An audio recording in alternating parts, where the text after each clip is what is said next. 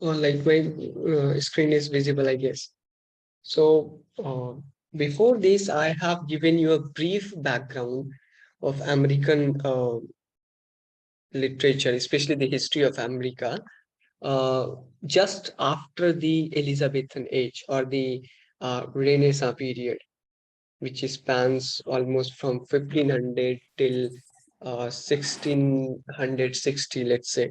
So that was the time period during which you will find that people actually, because of this colonial exploration, Renaissance exploration, people started to travel. They wanted to acquire more and more land, and this actually led to the foundation of this colony in America. So there were French colonizers in America.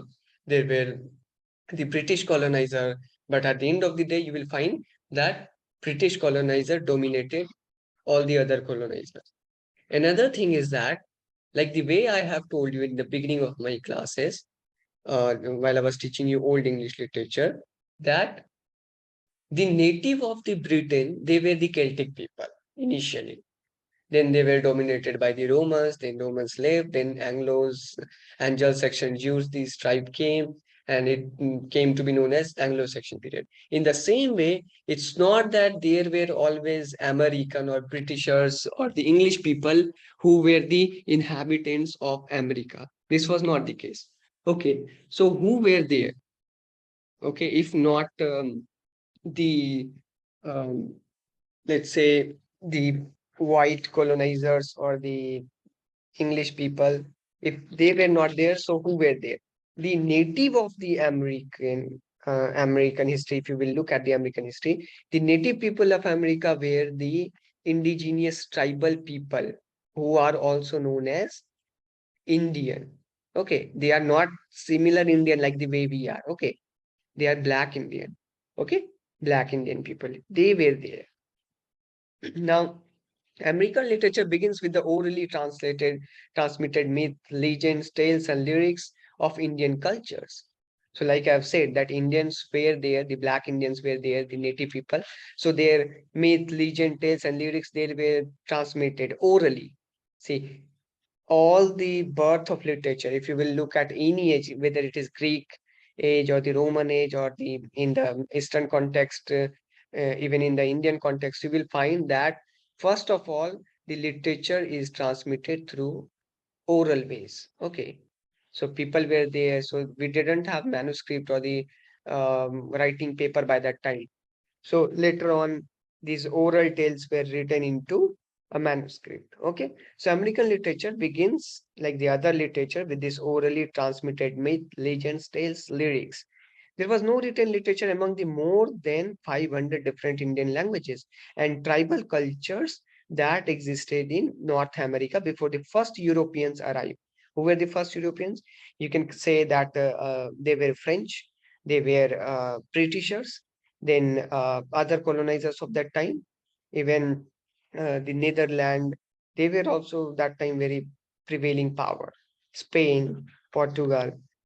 It is as a result, Native American oral literature is quite diverse. Okay. It is likely that no other colonists in the history of the world were as intellectual as the Puritans. Okay, because earlier you will see it were the Puritan people who actually migrated from Britain to America. They settled down. They were the earliest settler there. Why? Because they were feeling the heat of this religious persecution in Britain. That's why they migrated to uh, the New England. That time it was known as New England. Later, the name changes into America. So there were as many as university graduates in northeastern section of the United States, known as the New England, as in the mother country. An astounding fact when one considered that most educated. Okay, they were educated people, but then they were very religiously rigid people. Okay. Now the context, the historical context. because I will be talking about this American War of Independence, which took place between 1775 to 1783, and finally America got its independence from the British colonizer. It was not that the Americans people, the settler of America, they were different from Britishers. They were the part of Britain initially. They migrated from Britain. They are the British people itself. But then, with the time, there was this crew of the national consciousness grows under them, and they started to look themselves as American rather than Britishers, and they demanded the freedom. Okay. So it was this actually American freedom, war of freedom, which was the base for every other revolution that took place in the history of world, especially associated with freedom, such as French Revolution and even the, you can say, Indian revolutions, to fight or counter attack these British colonizers. So the hard fought American Revolution against Britain was the first modern war of liberation against a colonial power. Before that, no one ever dared to fight against this colonial power, but it was for the first time that American people uh, they rise against these British colonizers, and they finally got their liberation. The triumph of American independence seemed to many at the time a divine sign that America and her people were destined for greatness. And this is what we see later on. They become the, I mean, superpower. Military victory fanned nationalistic hopes for a great new literature, yet with the exception of outstanding political writing, few works of note appeared during or soon after the revolution. Okay, so initial literature, if you will look at the um, literature of America, initially there was almost no literature at all because Puritan actually forbids them to write some, I mean, love story kind of tale, fairy tales. They were so rigid that even if you are writing something, it must be related to religion. It will praise the religious persona, something like that. Okay, so the American literature was not very great until they got their independence, and even after that, it was more or less associated with religion, with history, historical texts. You will see the biographies. These are the things that you will see. I mean, the original American literature, which makes it place in the canonical uh, world, or the as a which is considered to be the canonical text, came after this American Civil War. Okay, that's how the whole world started to recognize that there is a country called America with good piece of literature. So until the end of the 7 Years' War, the 7 Years' War, by the way, took place between America, the Britishers as well as France. Okay, so America was at that time helping the Britishers. Few colonists in British North America objected to their place in the British Empire because, see, it was Britain who was fighting with these French empire, but then they were because of the burden of the tax, they were putting those burden on the American people. This was one of the reason why the social unrest started to begin in America. Colonists in British America reaped many benefits from the British imperial system and bore few costs for those benefits.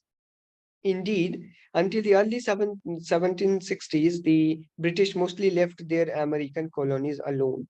The 7 Years' War, known as in United States as the French and Indian War, because Indian were also involved, they were involved by the Britishers, changed everything. Although Britain eventually achieved victory over France and its allies, victory had come at great cost. What was that great cost? That America got its independence. They started to raise their voice against their colonizers because of the burden of tax and everything. All the promise that has been made by the colonizer that were not fulfilled after British has won the war against France. A staggering war debt influenced many British policies over the next decade. Attempts to raise money by reforming colonial administrations, enforcing tax laws, and placing troops in America led directly to conflict with colonies. By the mid 1770s, the relations between America's and British administration had become strained and acrimonious. Okay, that was the first instance. You can see the rift is going to there was this fissure between the Britishers and the Americans. Now let us look at the French and Indian War. So it was actually the French Empire. They fought against Britishers, but the Britishers were using Indian, the Native American people of the America. The final colonial war, 1689 to 1763, was the French and Indian War. Now, there is again, I mean, um, if you will look at the Indian context, some revolutions were also going on in India. If you will remember the Battle of Plassey, so Britishers were fighting not only the French at that time, but also the Indian. Okay, we Indian, India. Okay, they tried to get the throne of India by defeating Sirajuddaulah, Nawab Sirajuddaulah. So Battle of Plassey was also happening simultaneously, and people, I mean, they have invested lots of money for arms and armories and everything else, and that's why they were under the burden of debt. So they started to grow the taxes, especially to their colonies, such as America at that time. After that, they started to give burden to the Indian people also. So, which in the final colonial war was the French and Indian War, which is the name given to the American theater of a massive conflict involving Austria, England, France, Great Britain, Prussia, and Sweden, called the 7 Years' War. The conflict was played out in Europe, India, North America. See, India was also there. In Europe, uh, voice is clear.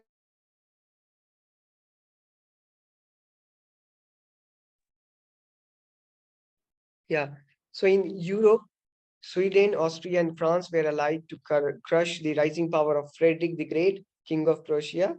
The English and the French battled for colonial domination in North America, the Caribbean, and in India.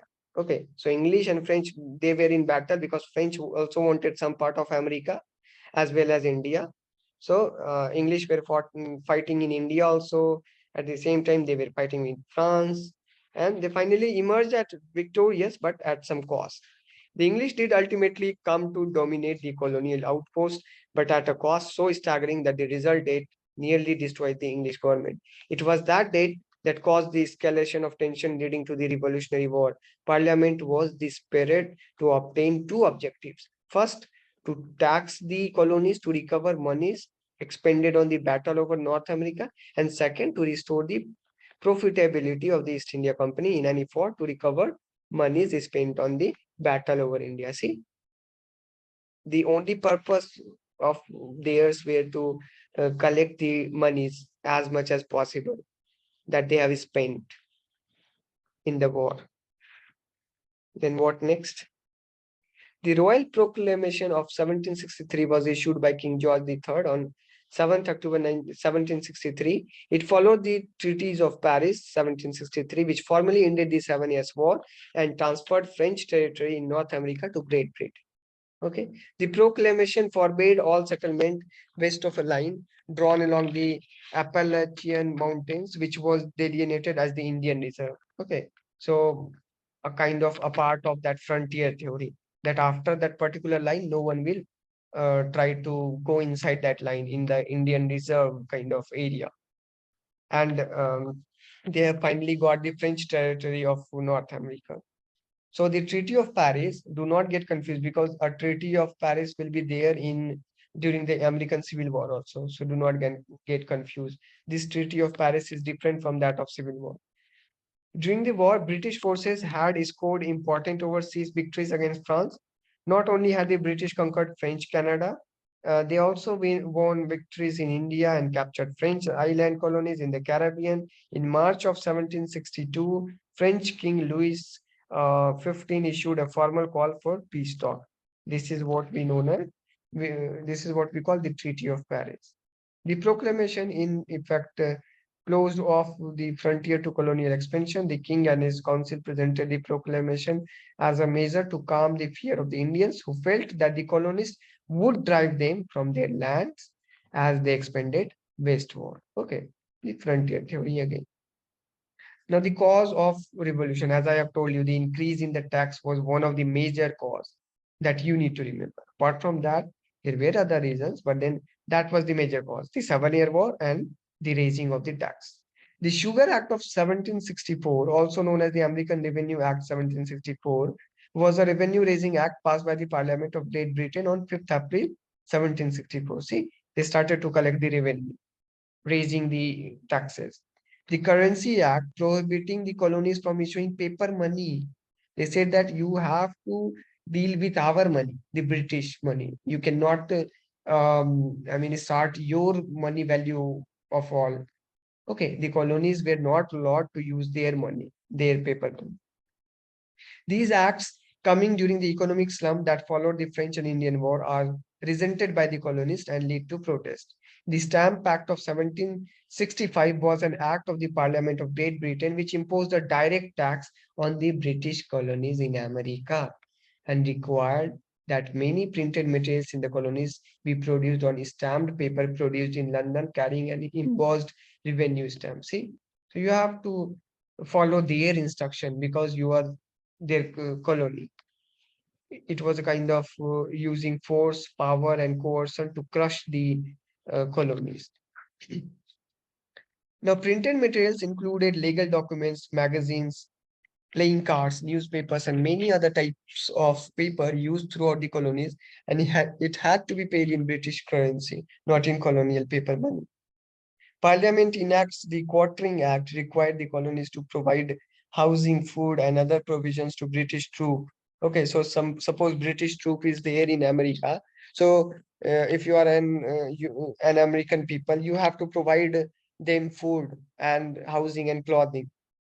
These are also the rules at that time. So these all causes actually led to the revolution. The British Parliament repeals the unpopular Stamp Act. Later on, the Stamp Act has been taken back because of the revolution. Okay. Liberty pole erected in New York City Commons in celebration of the Stamp Act repeal. Okay, then later on, you will find Liberty pole has been erected. That okay, the British Parliament actually kneel down or bow down in front of us. That's why they were merry-making. Golden Hill incident in which British troops wound civilians, including one death, also actually led to the revolution. Okay, there was this clash going on between the British troop and the civilians, and one civilian died during that protest. Lord North becomes Prime Minister of Great Britain. Shooting of Christopher Seder. Christopher Seder, by the way, was a young boy who is considered to be the first American killed in the American Revolution. Okay, this actually sparked the nationalism inside the people.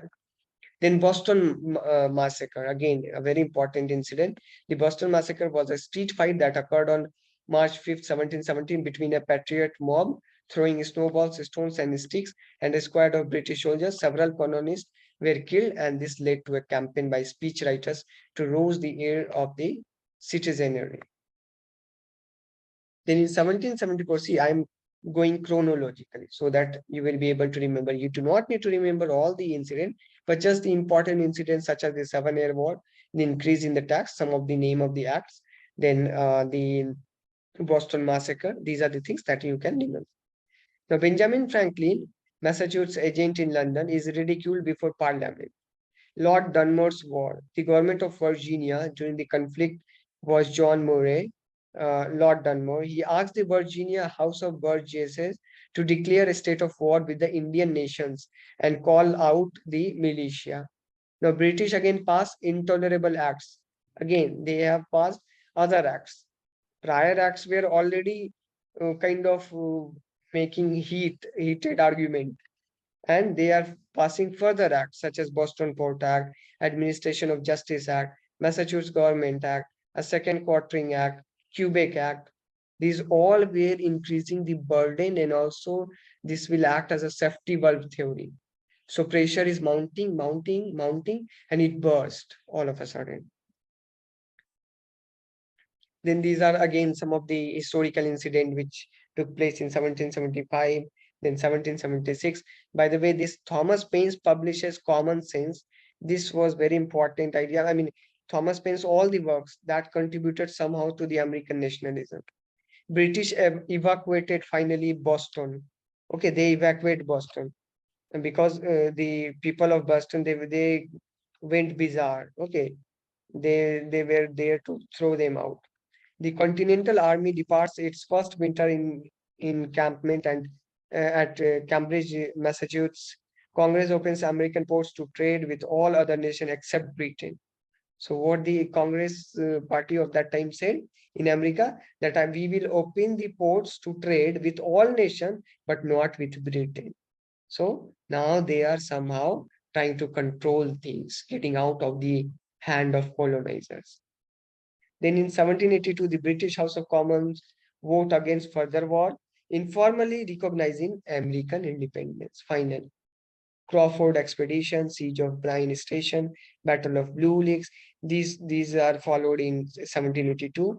Then in 1783, you will find Washington's entry into the New York City by Currier and Ames.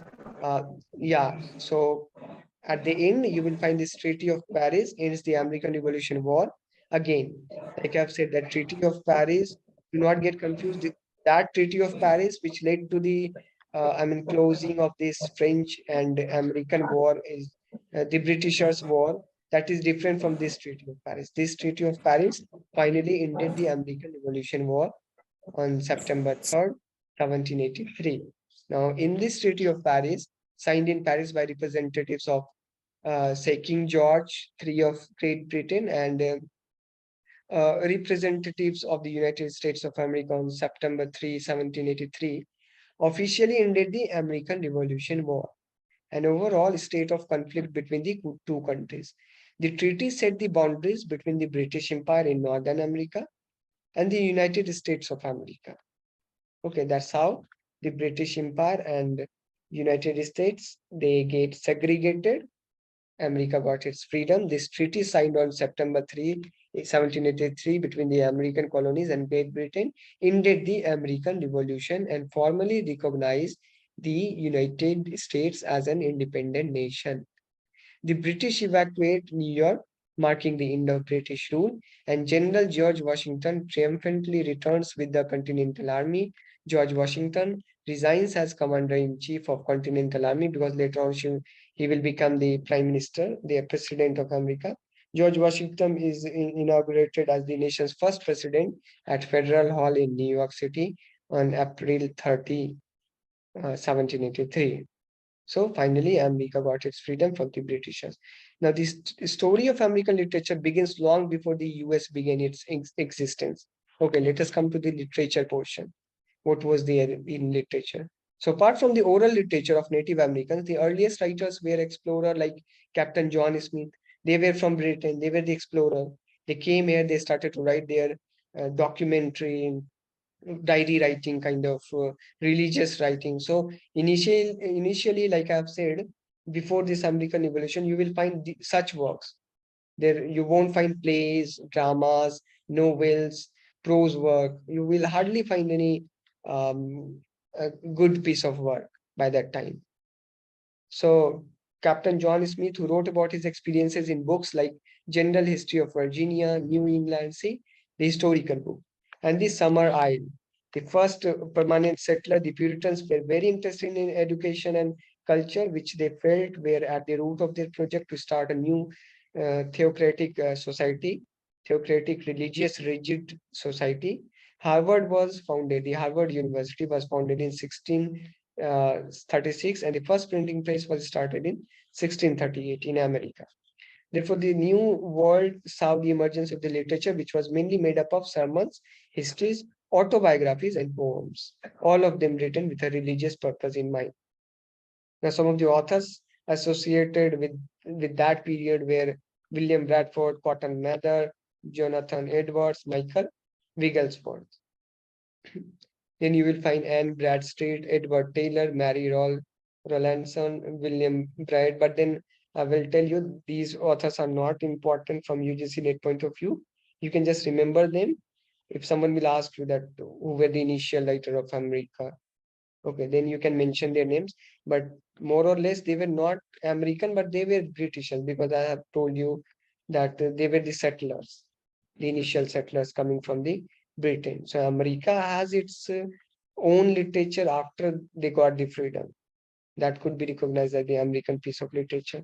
So during the revolutionary America, when they got their freedom, there were political writings, speech, which actually led to the, I mean, a kind of that led to a sparkle the nationalism.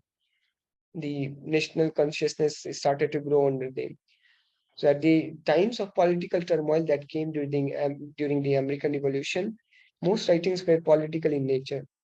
There were pamphlets like Common Sense written by Thomas Paine, which was often read aloud and became immensely popular.